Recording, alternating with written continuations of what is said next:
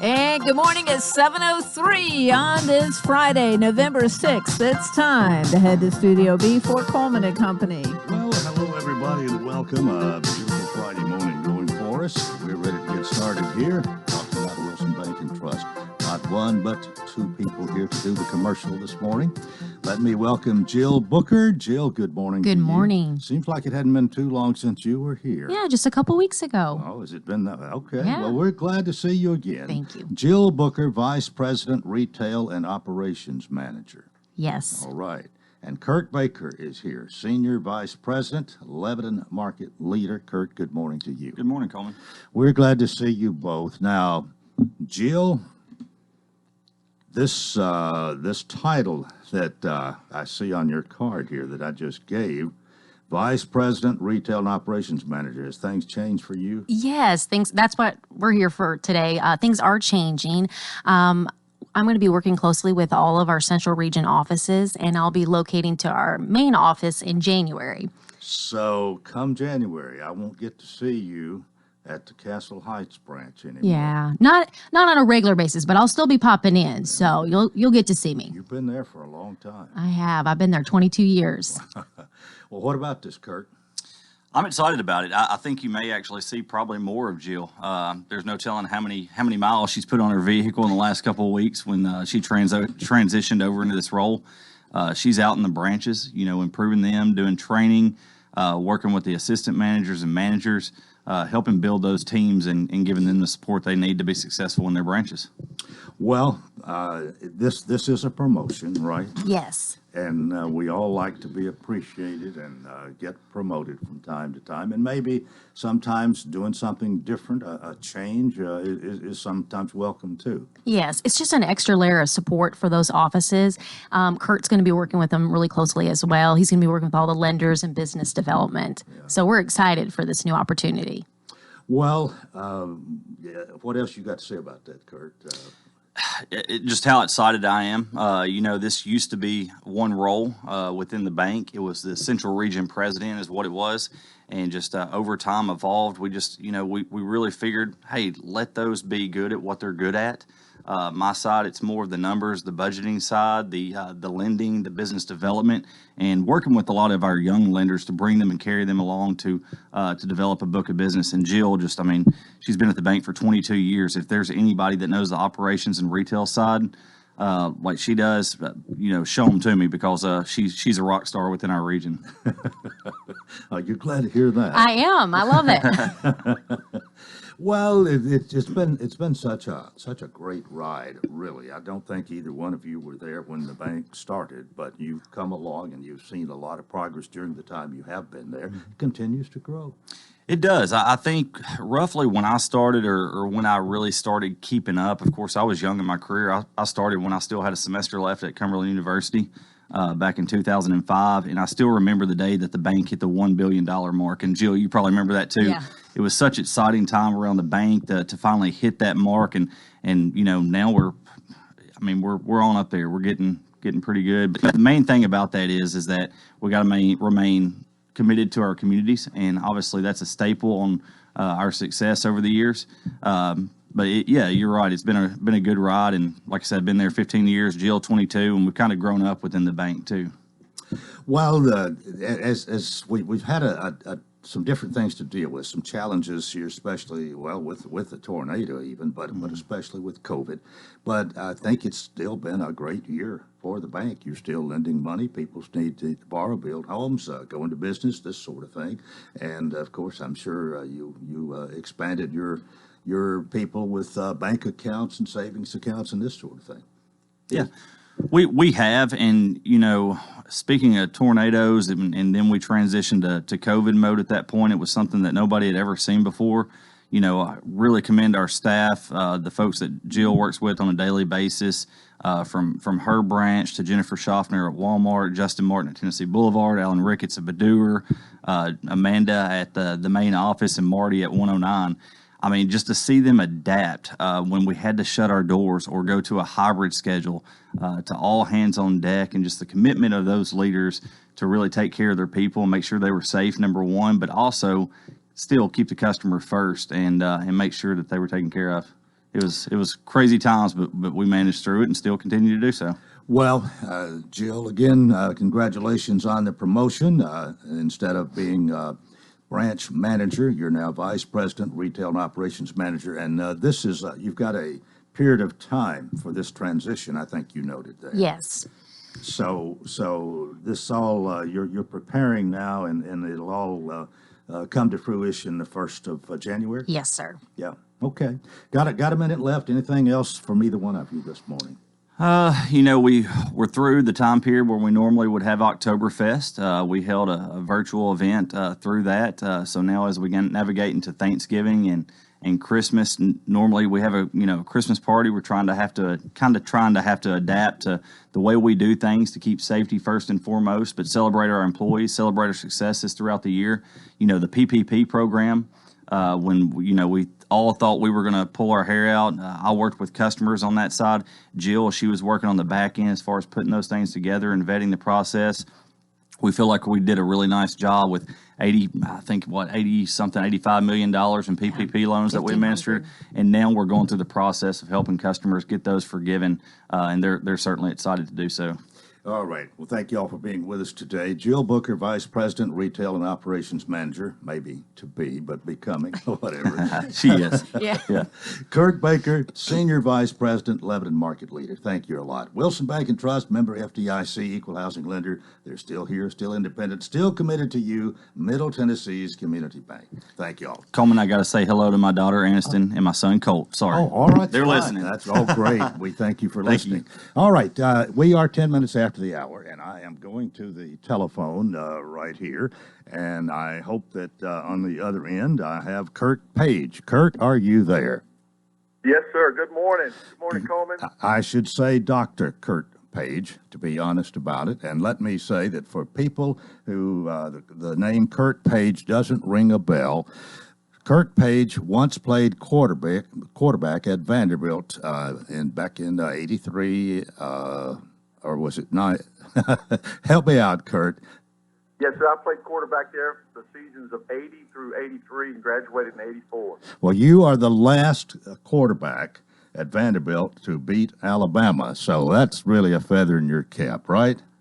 Yes, sir. That was a lot. That was a fun day. It was 1984, and we beat them for Alabama homecoming, and it was a very, very outstanding win, and we loved it. It was a lot of fun, that game. Well, just to tell people a little bit about you, and then we'll get to your purpose for being with us here this morning. But you had quite a career. You were all NIL at Father Ryan High School in Nashville. You were the Tennessean Athlete of the Year in '81. You signed with Vanderbilt, and the first quarterback in SEC history to pass for over 3,000 yards. And as I said, the last Vandy quarterback to beat Alabama there in '84, and first team All SEC quarterback in 1984. So you had a distinguished career at Vanderbilt, then went on to coach at BGA, Ryan, and Hillwood, and won the state championship as head coach at Ryan in '97. Also, your former athletic director at FRA. So sports has been a great part of your life, has it not? Yes, sir, Coleman. It has. It's been a vehicle for me to kind of see the world and see a lot of things as a player. I got to travel and play places that I never had been. My two goals when I signed with Vanderbilt right out of the gate were to fly on an airplane and to go to the beach, and I got to do that. We played my freshman year. I made the travel squad and was a backup to the starter.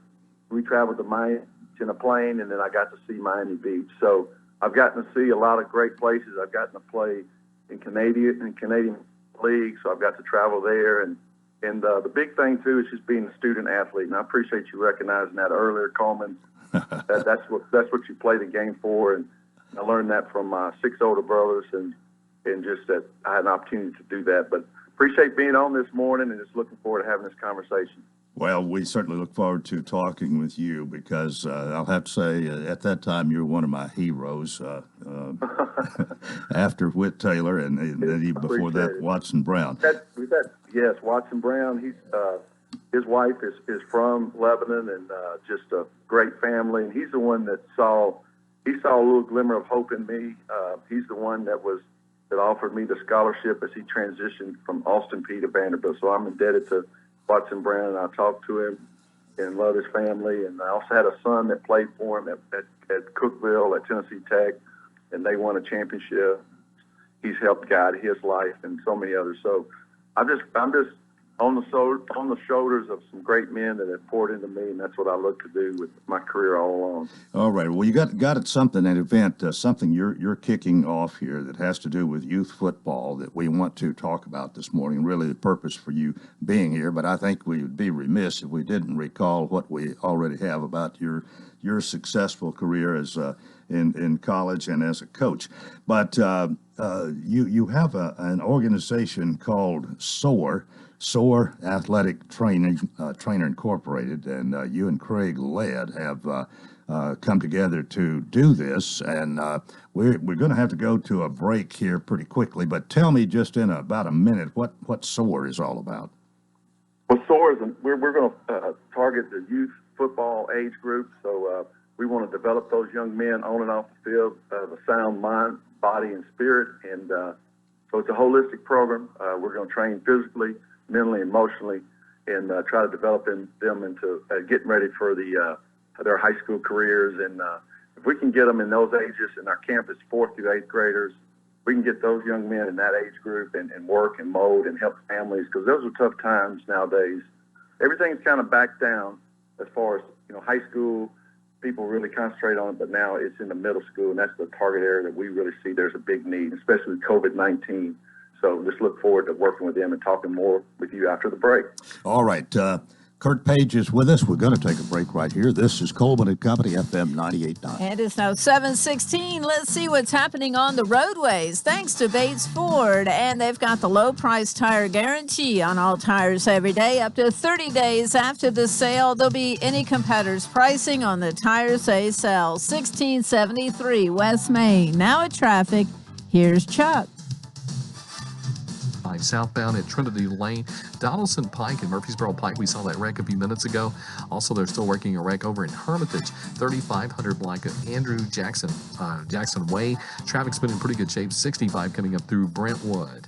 Hey, to cater your next holiday party coming up, call Prince's Hot Chicken or simply go online to princeshotchicken.com. I'm Commander Chuck with your on-time traffic.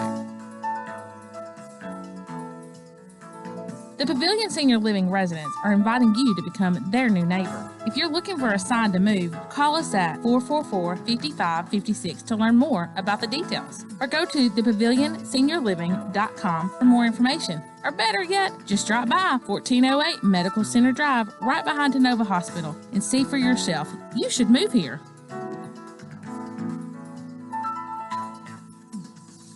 Gregory Dental in Lebanon is a family dental practice located across from University Medical Center. They offer cosmetic procedures, dental implant services, and now featuring new digital dentures. Premium dentures in just 2 appointments. No insurance, no problem. Call about our discount plan. Hi, I'm Dr. Derek Gregory. In my office, you can count on a compassionate staff who will truly listen to you, take the time to get to know you, and discuss your personal needs. I look forward to meeting you. Gregory Dental Group, 444-0322, West Medora Parkway across from Gibbs Pharmacy. Coleman and Company, thanks for joining us. On the phone with me, Kurt Page. And if you're just joining us, former Vanderbilt quarterback, but he has started an organization called SOAR Athletic Training, Inc. Craig Ladd is president and co-founder, and I'll say this, I met with Craig and Kurt last week. We had a very nice conversation here, finding out a little bit about it and setting this interview up for today, which we are having to do on the phone. But you are starting an instructional youth football skills camp. And it's coming up right away, and that's the main thing I think we need to talk about this morning, because really you are recruiting, I think, now in an effort to recruit, get people registered, and have a little youth football instruction, right? Yes, sir. You're right on target there. We're having a youth football camp. It's going to be Sunday, November the 15th, and registration at the campsite is at 12:30, and the camp will go 1 to 3. It's a $20 fee. It's going to be held in Lebanon. The first one we're going to host, it will be at Friendship Christian School, and that's Sunday, November the 15th. What we want to do is just really cover all the football positions offensively and defensively, and we have some great former players and coaches that will be assisting our youth and working with them and teaching techniques and those opportunities for success on the field, and also off the field. We're going to have some good times talking about how they can become better young men and then grow them into fine adults here in the Wilson County area. So we're looking forward to that. Coleman, we've got some outstanding former players and coaches. We've got an SEC champion and a national football champion coach that's going to be there, and some guys that played in the NFL that have Super Bowl championships. So we've surrounded ourselves with some outstanding instructors, and they believe in the mission of sound mind, body, and spirit, and working with the young people, and just looking forward. Well, I think if you want to, you could throw out some names here because you have. Oh, that'd be great. You have the first group that we've got is some longtime coaches. Gary Clark, he played at Vanderbilt, lettered at Vanderbilt, started at Vanderbilt, player, and then Wayman Buggs. He's an outstanding receiver, was all conference at Vanderbilt. He's going to be working our receivers, and then we've added Jeff Rutledge. He played for Bear Bryant and won a national championship for Alabama in 1978, and he's a dear friend of mine and longtime friend. And he also played in the Super Bowl. He won 2 Super Bowl championships. So he may just have championship rings. I think he will. I've asked him to bring his championship rings to show the kids, kind of sometimes the accolades that you can receive as a player on a team. And so we're excited to have him. And then I've got some former players from the state championship team. Cromwell Stewart, I'll be working with the defensive backs. He's a longtime high school coach, and he's coached on my staff when I've been a head coach. So we have some great people that are reaching out and want to be involved with SOAR. And what we're trying to build toward, Coleman, if I may, in the spring, in February, we want to have a passing league, and we've named it STEEP. And we want to have a passing league for this age group, 4th through 8th graders, and develop these guys February, March, and April. And I met with all 7 head coaches in Wilson County. I was at practices this week. I was at Wilson Central. They're preparing for Riverdale, and they've received us with open arms, as all the schools have. Green Hill School, we were at their practice and watching coach in that first-year program, and just sorry to hear that the game is going to get postponed. Bowl game due to COVID-19, but we were also at Mount Juliet's practice, saw Trey Perry and those guys, and they're preparing for so we've been, really connected with those head coaches, and Coleman, that's who we're going to serve, because these young men that we're going to start training and working with, our goal is to have every team in our county, Wilson County, to have quarterback play better and improved and developed, and as they get to the high school, and they've all just know that I have a great expertise in that, and receivers and defensive backs. So we're just trying to really bring the level of. And there's some great players that are already in Wilson County at the high school level, and also beyond. There's also players playing, and one of those guys is Tim Bryant. He played at Mount Juliet. Mm-hmm. He is my linebackers coach for the camp, and he's bringing a dear friend of his, Dennis Stallings, that played for the Tennessee Titans. Tim Bryant now is with the Fellowship of Christian Athletes.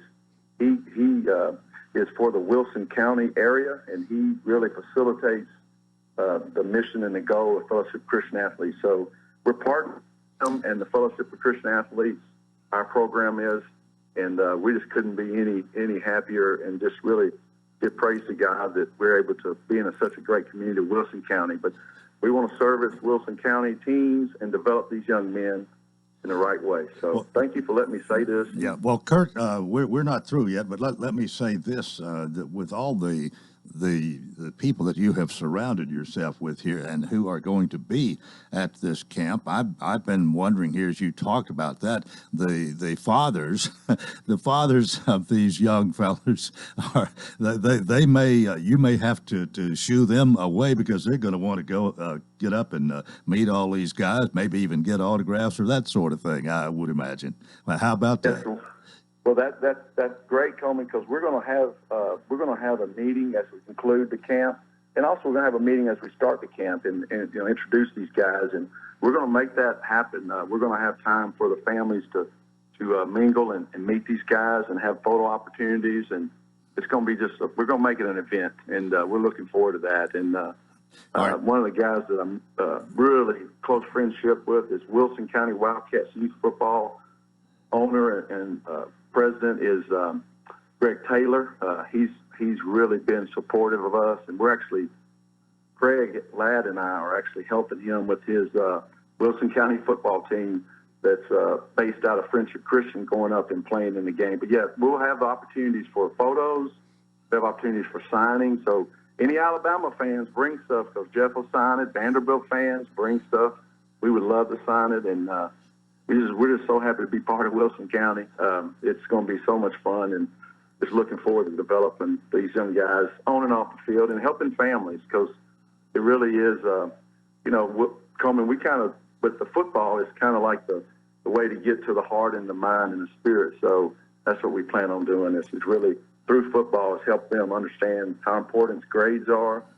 I mean, I learned that from football and learned that from my coaches, that, that's one takeaway, Coleman, is your education. And that's why I kept pursuing mine and working to this level I'm at now. And if I can do it, Coleman, anybody. All right, I want to emphasize again, those who might have joined us a little bit late, we're talking about this event that's going to be Sunday, November 15th. That's not far away, 1 to 3 p.m. at Purtle Field at Friendship Christian School. Registration will start at $12:30. Now, the cost is only $20, and the attire we haven't talked about, but your flyer here says sweats, shirt, and cleats. And I don't know, you got 2 hours here. You're going to cram a lot into 2 hours, no doubt, in this youth football skills camp. But it is for 4th through 8th graders. Now, does everybody register at beginning at 12:30 that Sunday? You don't register ahead of time? Yes, so you can register ahead of time. We're on Twitter. So if you just go to Twitter on the social media and look up SOAR Athletic Training or SOAR Football Camp, and it will direct you to our Twitter account, and you can get the information there. We're on Eventbrite, so anyone can register on Eventbrite online if they'd like to. We already have about 28 folks signed up, registered, and we look to double that or so for the camp and really get some good instructional opportunity. But you can go to Eventbrite and go Google Eventbrite and then put SOAR, SOAR.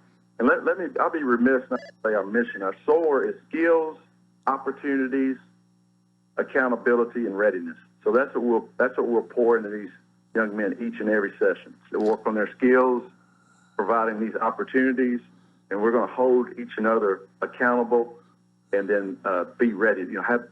Make yourself in a ready state of mind. So for opportunities, so readiness. So that's what SOAR stands for: skills, opportunities, accountability, and readiness. So we really feel these young men can focus on that, and families can, say the same. Just be on the same page is what we're trying to do. Right. Well, okay. This all gets started on Sunday, November 15th. But what happens after that? Yes, thank you, Coleman. We're going to have a couple more camps out in the Wilson County. We're working with Lebanon High School and Coach Gentry, wanting to have a camp, with his community, and also obviously with Green Hill School and Mount Juliet. And our goal is to move around and see all the kids of the county so they know what we have. And then in the spring, in February, we're going to have the Throw Deep Passing League, and it's going to be targeted for 10 and under, 12 and under, and 15 and under. So we'll have 3, and we'll be working out two times in February, 2 in March, and 3 in April. All right, but it all starts on Sunday, November 15th, and as it stands right now, are you really pleased with what has transpired so far in this venture? Oh, it's been outstanding. It's reached just unbelievable heights for us to be so new to the community of Wilson County, and to have nearly 30 campers already signed up, pre-registered as a first startup program. So we're really excited, and just couldn't tell you how excited I am to meet all 7 head coaches of the county, of the football teams. And then Tommy Bryan is just instrumental in us trying to get going and pour into these young men. And so it's going to be it's a community effort. We have a lot of folks in our community of Wilson County that are really, really behind developing these youth. And with COVID-19, we're probably the first company that's really stepped in there and said, we're ready to take the torch and let's start rebuilding these guys. Because, Coleman, this, the biggest thing right now with the youth and the young people is, a lot of folks are in depression, from COVID. They can't play and they can't get outside, and parents are frustrated. And so we're going to start having these camps, and then we also train.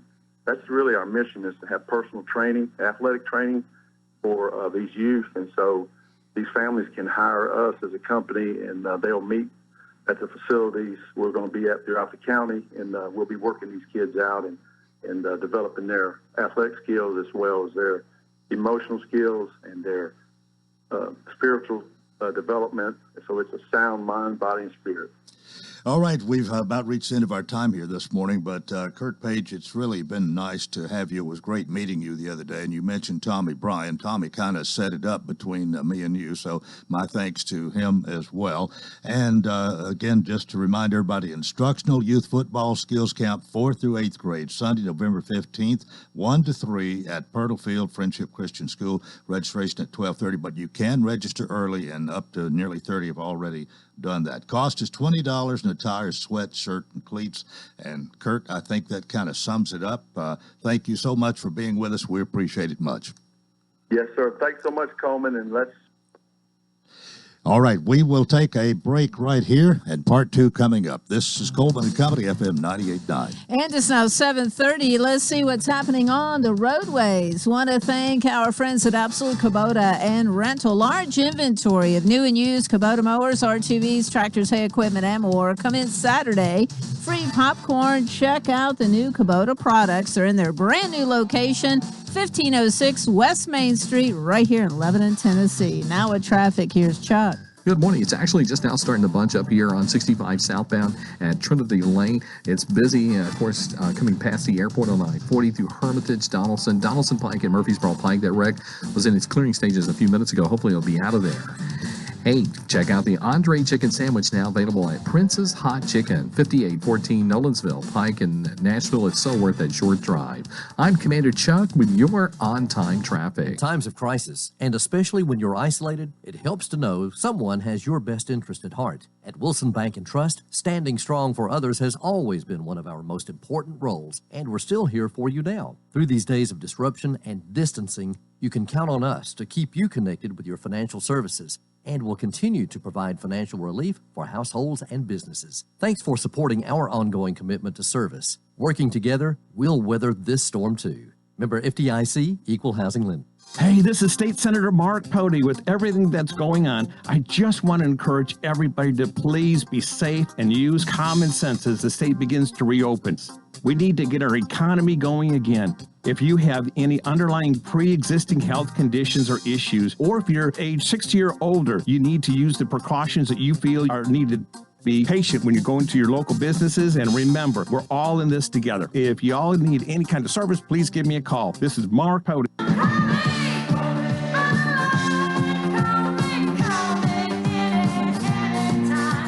If you're looking for land to build a home, call me. Call me if you want to put your home on the market. Call me if you're ready to buy your next home, or if you're a first-time home buyer, call me. Call me if you would like to know how much your home is worth. Call me, and don't make a move without us. Call Judy Cox or Medina Himmentoller at Exit Rocky Top Realty. C&D Team 443-3130. It's that time of year full of pumpkin spice and cool nights, and you know what that means. It's time for the Mill at Christmas. Vendors galore at the historic Mill at Lebanon. Friday, November 6th, Sip and Shop. Doors open at 5 p.m. and tickets available at the door. Saturday, November 7th, Family Fun Day, 9 a.m. to 3 p.m. Free for all to attend. Santa arrives at noon. Join us at the Mill at Christmas, November 6th and 7th at the Mill at Lebanon. Facebook, Happenings at the Mill. For the end of the work week, we'll have very nice weather. Highs today will top out in the low 70s with plenty of sunshine. On Saturday, temperatures will be even warmer with highs reaching the mid-70s and mostly sunny skies. Another warm, sunny day is in the forecast on Sunday. Highs on Sunday top out in the mid-70s once again. This weather forecast is brought to you by Walker Auction and Realty, professional auction and real estate services. Get top dollar for your home, land, or personal property. Log on to MikeWalkerAuctions.com. They know auctions. Let's look at your forecast. I'm meteorologist TJ Scott. Coleman and Company, welcome to part 2. Here on a Friday morning, it's It is Friday. The sun is shining. We're going to have a great weekend, no doubt. And the C&D team of Exit Rocky Top Realty are here to make sure that we do that. So let me say good morning to Miss Judy and to Medina. Good morning. Good morning. Good morning. Y'all switched sides on me today. We thought we would just surprise you. We trick you to see which one you knew. Miss Judy is normally on the left. Medina's normally on the right, but you have switched. We're today. always the element of surprise. Well, that's fine. The C&D team located on West Main Street in Lebanon. Great people with great service. Somebody answers the phone 24 hours a day. They are people you can trust, and you can say it twice today. Don't make a move without us. Medina's kind of coined that phrase here, but I think it says a lot and reminds everybody they might not have done their job if they haven't at least talked to you. That's right. Yeah. Very well put.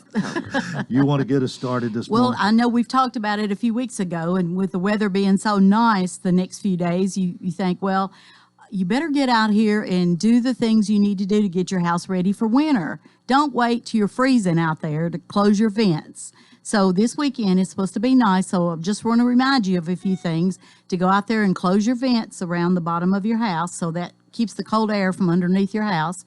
Make sure your hose pipe or your garden hose or whatever they want to call it here. Did you say hose pipe? That's what I call it, is a hose pipe. Now, people, That's Southern. some people say garden hose. Southern for garden What hose. do you call it? After my brother-in-law who was a Yankee got on me years ago, I don't call it a hose pipe anymore. So what do you call it? Oh, I don't know. Garden hose, probably.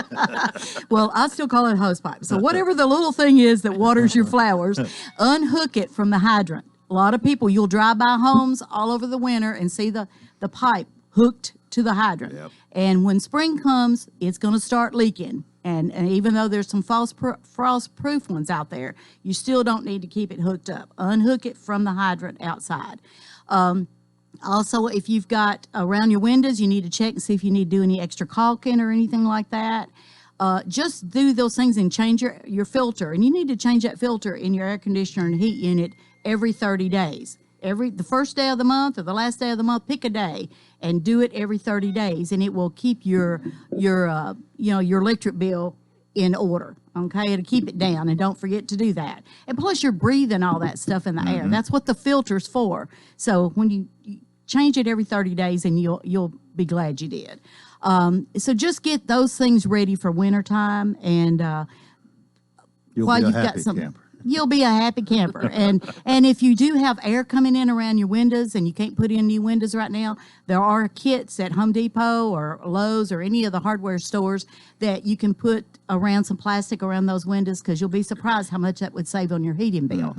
And check your vents in your fireplace. If you've got a fireplace with a vent, make sure if you're going to burn that the vent's open. Right. So check things like that, and do get your fireplaces, your chimneys checked if you're going to be burning wood. It's just a safety hazard. So I'm going to let Medina talk. All right, Medina. It's my turn. Yes. Okay, I want to talk about two upcoming listings that we got coming soon. One of them is on Meadow Lane, right off of Castle Heights, and it's going to be 3 bedrooms and 2 full baths. And it has been remodeled somewhat it used to have a garage. It's been remodeled to a living space, and it is going to be listed at $239,900. And it's going to be here the next week. And then we have another one coming soon on Castle Heights, close to Legal Pike. And it is 3 bedrooms, 3 full baths. And it has been added on and remodeled somewhat. And it has original hardwood floors. And that one has some acreage with it that could be divided into lots. Has that possibility. So it's going to be listed at $249,900. So if anybody is looking for a starter home or a home to grow your family into, these 2 houses may be a good starting point. They'll be available probably the next week or the end of the next week. So from $239,000 to $249,000 list price. So they're both. You don't find them every day either, do you? No, and they won't last either. Yeah. That's for sure. That price range, and they're one level homes, and both of these have had owners for some time. So they've not had many owners with them. So anyway, if you're looking for some acreage, that's some possible lots, or you just want some acreage, that one's on Castle Heights for $249,900. with the 3 beds and 3 bathrooms. And then the other one is on Meadow Lane off of Castle Heights with 3 beds and 2 baths. At Two good locations here. Two good locations right in town, right in the center of everything. Right. And I just wanted to remind people about Christmas at the Mill is tonight from 5 to 9, and it's $10 admission, and some of the proceeds go to Compassionate Hands. And then it's all day tomorrow from 9 to 3, and it's free tomorrow to the public. So go out and get in the Christmas spirit and support our community. All right, and don't make a move without us, of course. Call 615-443-3130 if you want more information, if you've got some listing you want to do, and I guess you asked for Medina or Miss Judy. That's You right. can That's choose right. between the two. And we'll come out and give you a free estimate. Doesn't cost you anything. And if you say, I just want to know how much it's worth, I don't want to sell right now, that's fine. Because eventually maybe you'll call us back when you do get ready. Okay? And that's when you don't make a move without us. All right. Y'all have a good weekend. See you too. next week. All right. We are 20 and a half minutes before the hour, and it is our pleasure here on Coleman and Company this morning to have Congressman John Rose with us. And I am going to the phone. And Congressman Rose, are you there? Yes, good morning, Mr. Walker. How are you? Oh, good morning. And it's good to hear your voice. And let me say it is nice to have Ray Render in studio with us here. Ray has been working for you, I think, maybe even before you became congressman, but at least since that time, as the deputy district director. And Ray, you can say good morning to everybody. Good morning, Wilson County. Good to be with you, Coleman. Well, it's certainly good to have you and to have Congressman Rose. And I don't know exactly where we start, but Congressman, of course, we all know Tuesday was election day. We're still not sure who's going to be the next president, and I wondered if you had comments about the election. Maybe we can start there in our conversation this morning. Sure. Well, thank you first, Coleman, for having us as your guest this morning, and we appreciate that and appreciate what you do to keep the people of Wilson County and the Upper Cumberland, Middle Tennessee area informed.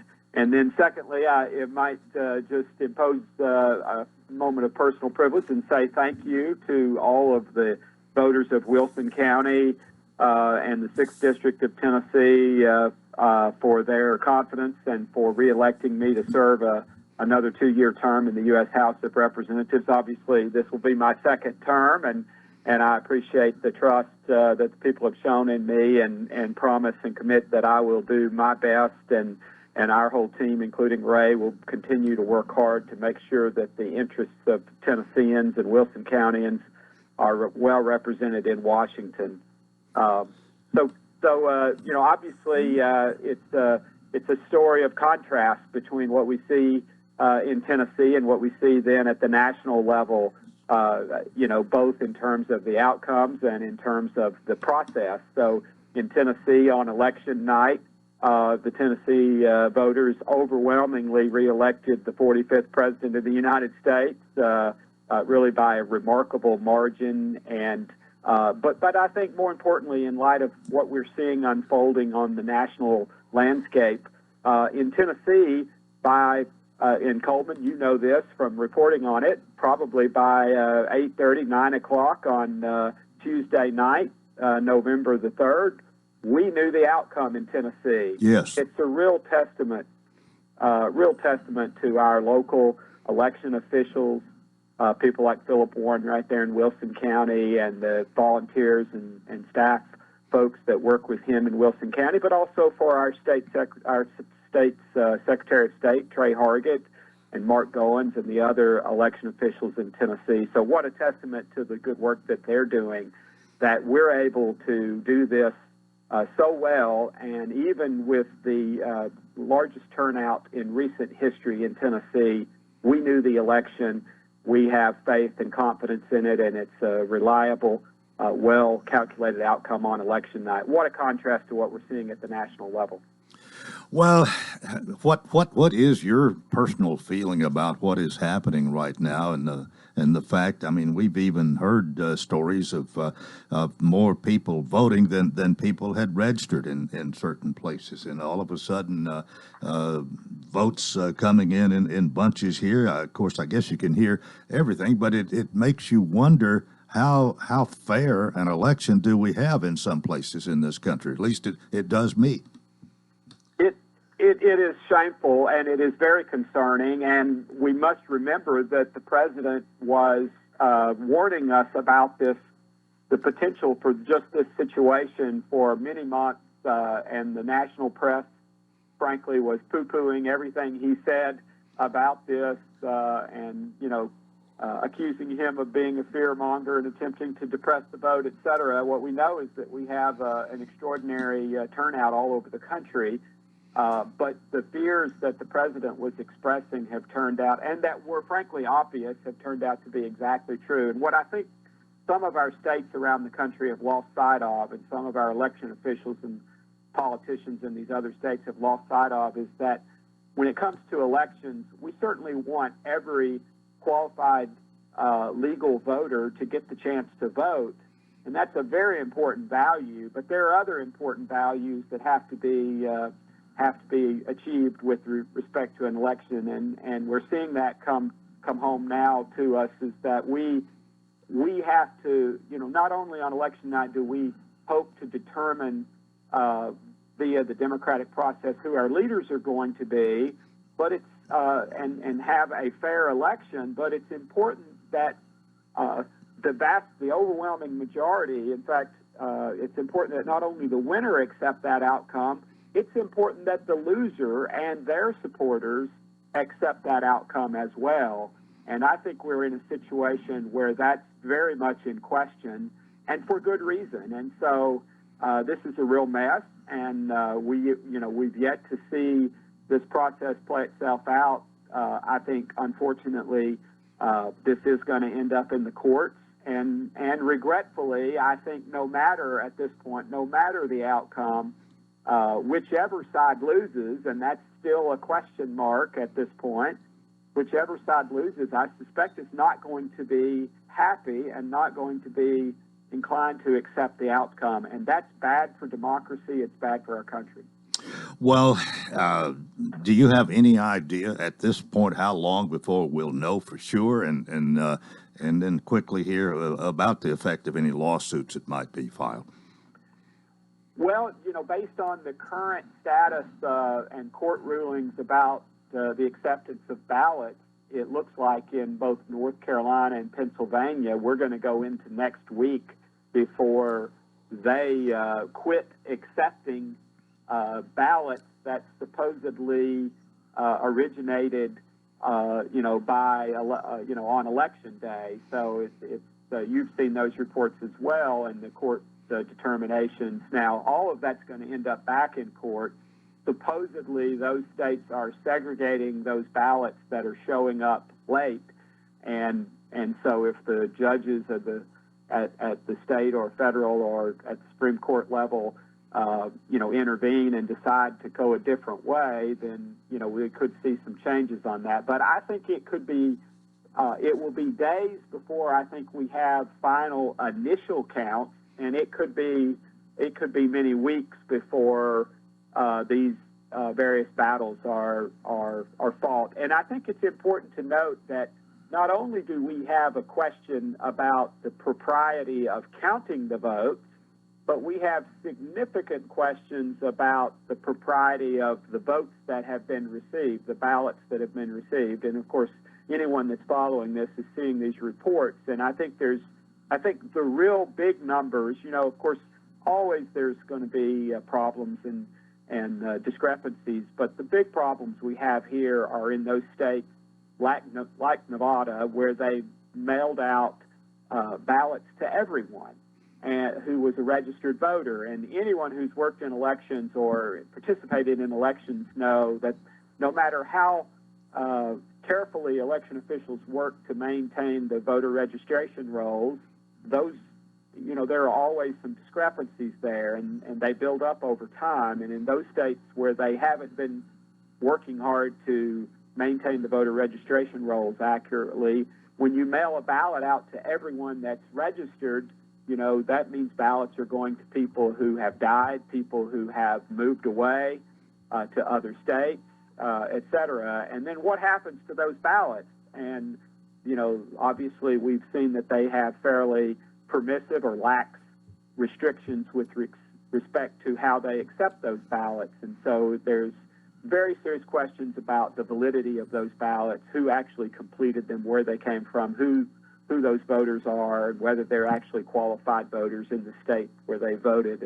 And these are all very serious and concerning questions, and they become very relevant when the margins of victory either way are very slim. And so that's where we are today.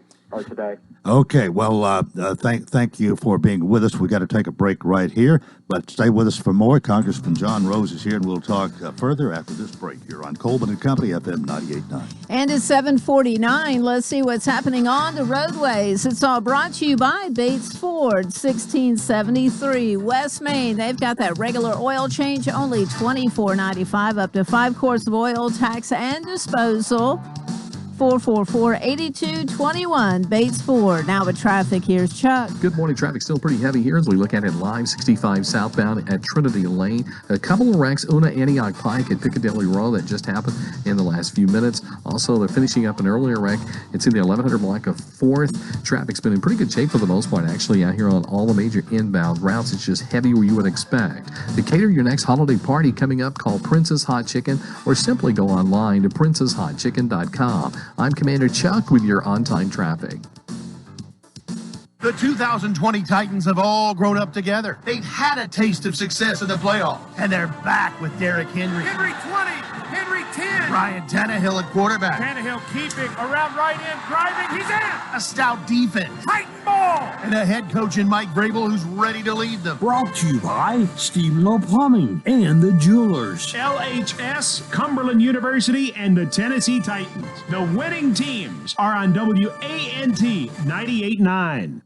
With churches not being able to gather, we wanted to make sure our audience is aware of our regular Sunday morning programming. We call it God's Country. Starting at 7 to 7:15, it's Southern Gospel and Positive Country Music. Then at 7:15 to 7:30, Old Path Missionary Baptist with Brother Jason Wheely. From 7:30 to 8, it's The Gospel Show, hosted by Miss Dean. 8 o'clock, it's College Hills Church with Minister Wilson McCoy. At 8:30 to 9, it's Word of God broadcast by Ronnie Briley. From 9 to 9:30, Hillcrest Baptist Church with Pastor John Ferguson. From 9:30 to 10:30, it's Call on God Today, hosted by Brother Kenneth Bowen. At 10:30, it's Southern Gospel and Positive Country Music. From 11 to 11:30, Maple Hill Church with Minister Rob Long. And from 11:30 to noon, it's Southern Gospel and Positive Country Music. Join us each Sunday on WANT or WCOR or online at WANTFM.com. Not first. Coleman and Company, we welcome you to our final segment here on a Friday morning. We're all looking forward to a great weekend, I guess. Congressman John Rose is on the phone. And Congressman, anything else you want to say about the election process? One thing I do want to say, and you might want to comment on this, the governor of Florida seems to have really straightened things up down there from the fiasco that we had with the hanging chads and everything else back there in 2000. And I think that everything has gone a lot better there after he took control, and maybe we need we need him in some other places or something. But what about that? Well, I think you bring up a good point there, Mr. Walker, and what I would say is we do have federalism in this country, and the various states determine the procedures for administering their elections, and I think we should continue that. You know, the Democrats had made an attempt in the 116th Congress over the past 2 years to pass legislation to bring to all of us the election procedures that you see playing out in places like Pennsylvania and Nevada. And frankly, we have only the President and the United States Senate to thank for that not happening. Otherwise, we'd be experiencing exactly the same dysfunction here in Tennessee. So I don't think the answer is to impose some sort of national solution to this. But we clearly see that we have some states that have got a lot of work to do. And frankly, it's because they had adopted these permissive policies to try to turn up the vote and get more voters out and allow more people to send in ballots. And I think we see now the folly that is. We again want every legal voter to get the chance to vote, but that can't come at the expense of impugning the reliability and validity and trustworthiness of the outcome. All right, let's move to something else. I think we're all concerned about the economy. I know there's the stimulus package that has been proposed, but the two parties could not agree on that, and I don't think anything has been done. What is going to happen, or do you have any idea what may result? Will there be some more money coming in for people who are in distress, or is it going to continue to be a stalemate here? Well, the answer is that I don't know, Mr. Walker. I wish I had the ability to tell you definitively what will happen, but I think with the election behind us, that there will be probably some additional assistance.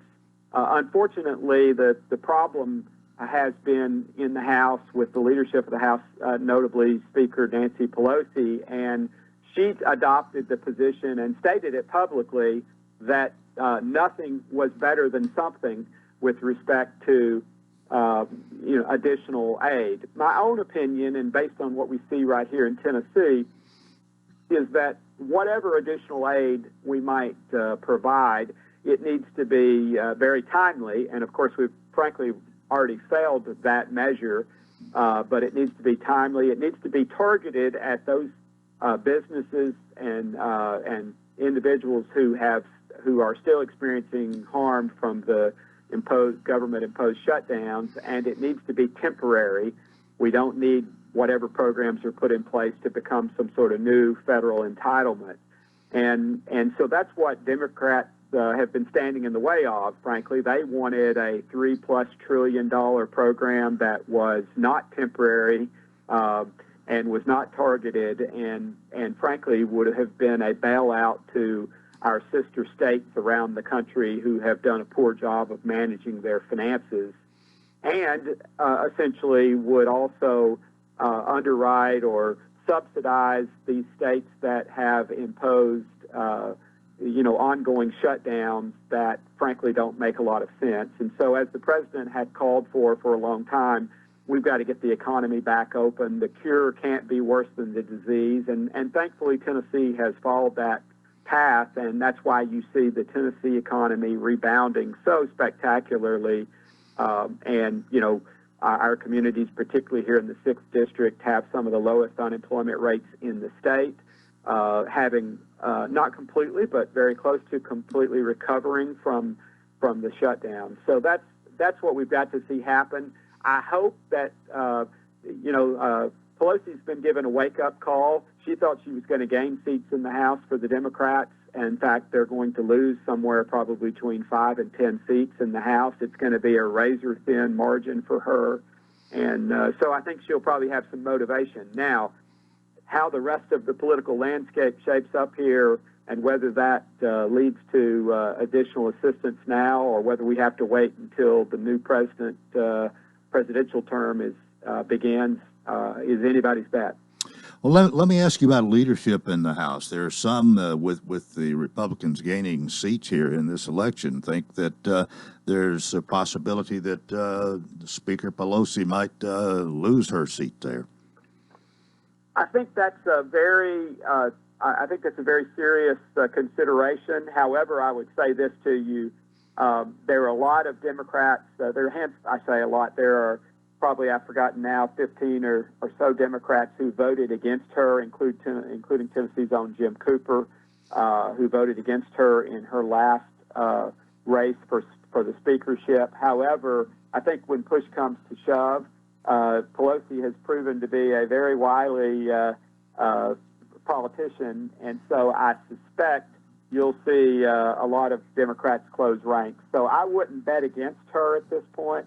There's a lot of speculation that perhaps the more liberal wing of her party, the progressives, the so-called squad, Alexandria Ocasio-Cortez and her acolytes, that they will try to elect a far more liberal leader for the Democrats. However, I think if the Democrats think about this and see how, basically evenly divided the country is right now, that probably wouldn't be wise for them. Now, they may make that mistake, but they're going to have a razor-thin margin. And so what that should tell them is the American people are politically pretty much in the center if you take us all as a whole. Now, obviously some states like Tennessee are more conservative, and I think that's where we should be. But the balance is that we're kind of right down the middle, and we see that in the presidential election, we see that in the congressional seat elections, and we see that in the U.S. Senate elections.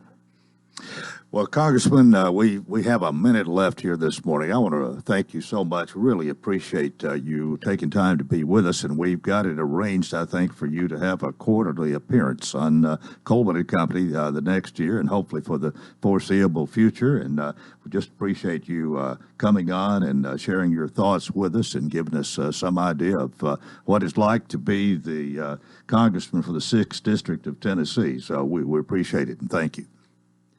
Thank you, Mr. Walker. Thank you for the opportunity to be on this morning. And I would just tell the voters, I know it's distressful right now seeing what we're seeing, and your listeners seeing that, but this country's been through a lot of trials and tribulations, and so I think we should just keep the faith. And this election may not go the way some of us wish it would, and we have a lot of problems to solve, but I think if we continue to have faith in our system, that we as a country can prevail. All right. Thank you again. We appreciate it. Well, Ray Render, thanks for being with us this morning. You've enjoyed listening to the Congressman as I have, and thank you for helping us do this. And I hope you have a nice weekend, everybody. And until Monday, I wish you a fantastic day.